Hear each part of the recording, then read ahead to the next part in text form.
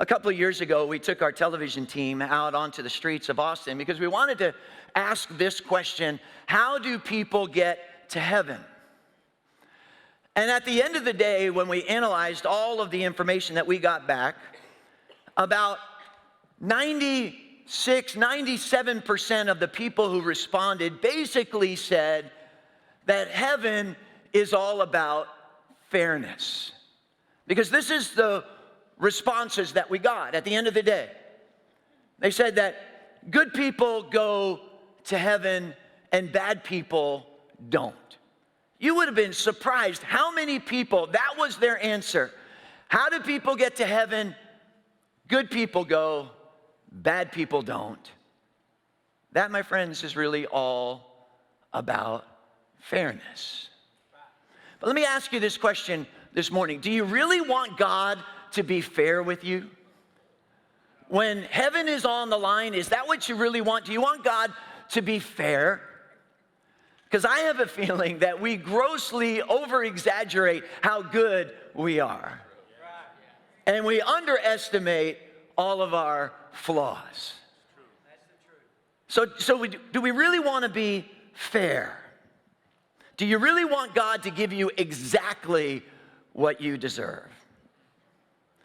But the reason why we got up this morning, and the reason why we came to church, the reason why you guys are watching online or at some of the other campuses, the reason why we're here is because God is incredibly unfair to us, to our benefit.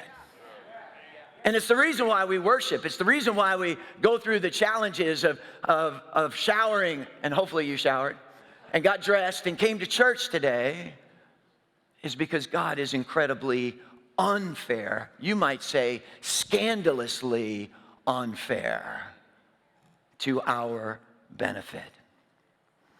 When I was thinking about what to share today, I often love sharing principles and ideas and thoughts on how to live the best life you can, empowered by the grace of God in your life. But today I'm not going to talk about points, and I'm not going to talk about necessarily even things that you can do behaviorally to enrich your life. Really what I want to do today is just tell you a story. A story that I hope you will never, ever forget for the rest of your lives. In my view of this, it's a story of the most scandalous grace that was ever expressed. We're gonna find this story in Luke chapter 23. But I need to set it up a little bit for you.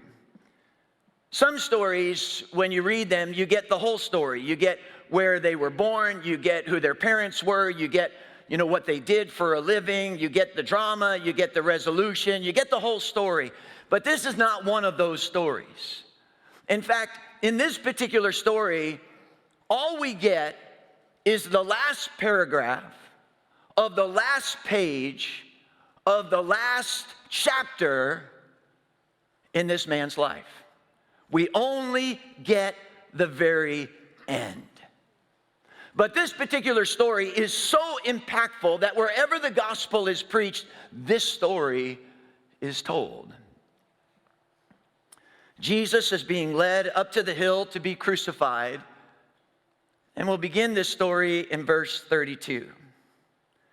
Two other men, both criminals, were also led out with him to be executed. The Bible doesn't give these criminals a name, but church history does. And one of them is named Demas. We don't know why his life unfolded the way it did. We don't know what challenges he had growing up. We didn't know if he had good parents, bad parents. We all know that sometimes your environment often sets you on a course. And maybe if you didn't have good parents or you didn't have good circumstances in your childhood, you can make some bad decisions. But let's be honest, we also know that kids can make bad decisions from good parents.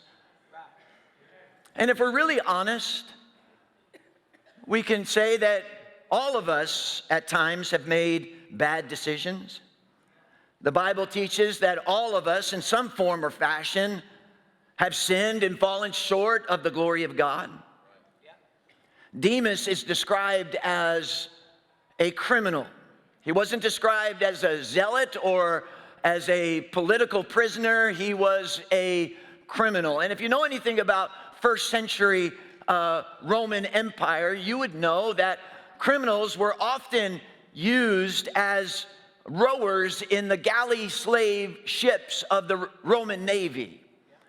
And they wouldn't take a criminal and execute this criminal and rob them of an able-bodied seaman who would be able to row their ships. So there had to be something unique about Demas's life. He had to be discerned to be so violent or so unpredictable, or his crimes so heinous, that the Roman Empire decided to execute him rather than use him in one of their warships. In Luke chapter 23 and verse 33, we pick up the story again. When they came to a place called the Skull, there they crucified him, along with the criminals, one on his right and the other on his left. Thousands of people had gathered that day and had surrounded, the hill of Golgotha. There were tons of people that were onlookers. There were townspeople there. There were Roman soldiers that were there. There were even some intimate friends of Jesus that were there, but the majority probably onlookers. And what's interesting, as Jesus is hanging on the cross, is that there's a lot of scoffing and mocking that's taking place. The religious leaders who had gathered there that day, they look up at Jesus and say, if you're the king, save yourself. The Roman soldiers that had gathered, picked up on that and said basically the same thing. In fact, even one of the other criminals that's hanging on the cross next to Jesus says, if you are the Christ, save yourself and save us too.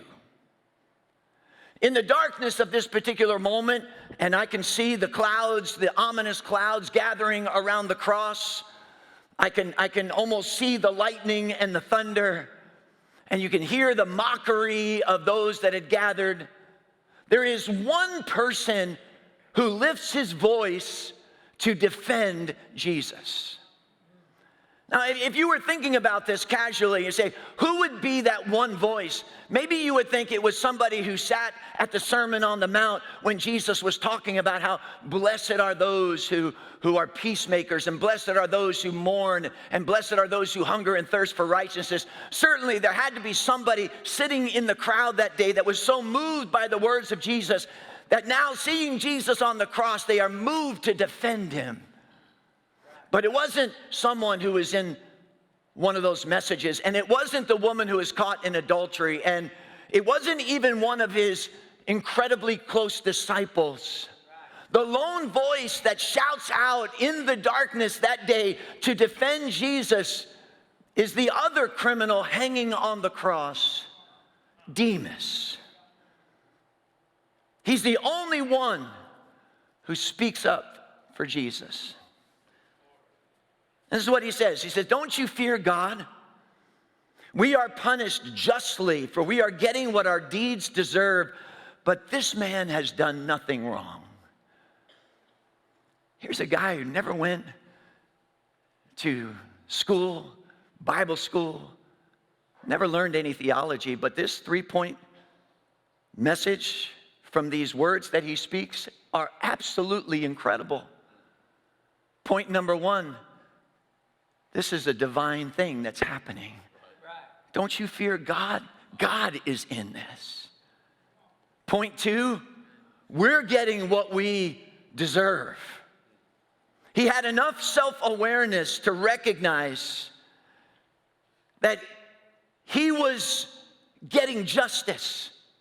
In a I'm okay, you're okay world, it's surprising how many people don't have this self-awareness to recognize that they need some help. This man does. Point number 3, there was someone here who's dying that doesn't deserve to die. That's amazing that this criminal captured in one sentence the reality of the human condition. We are bad, and he is good. He was under no illusions. He was not thinking, hanging on that cross, that his life was good enough to merit heaven. He only has one hope. If there is any hope, he only has this thought. What he needed most in life, he gave precious little of to others. He needed grace. And in an act of desperation, this criminal on the cross cries out, Jesus, remember me when you come into your kingdom. Researchers have debated how he ever even got the thought to ask for grace. Why did that thought even enter into his mind? If the kingdom of God is about being good enough, this man has no chance. If the kingdom of God is about fairness, it's over for him. I think that this idea of asking for grace was formed in his mind when Jesus did something scandalous from the cross that he must have heard. In Luke chapter 23 and verse 34, it says that Jesus said, Father, forgive them, for they do not know what they're doing. So here's this criminal on the cross who hears Jesus extend forgiveness to the entire group of people that had gathered around him that day. And you know what's interesting to me is that Jesus initiated forgiveness even though nobody asked him. It wasn't like the Roman soldiers that were casting lots for his clothes thought to themselves, hey, what we're doing here is not right. Jesus, would you forgive me? And then Jesus responds, yes, I forgive you. It's not like the religious leaders had a change of heart. It wasn't like the casual, kind of apathetic townspeople that were there to just, observe out of curiosity what was happening. It wasn't like one of them had a pang of conscience and said, forgive us. Nobody asked for it, but Jesus gave it of his own initiative.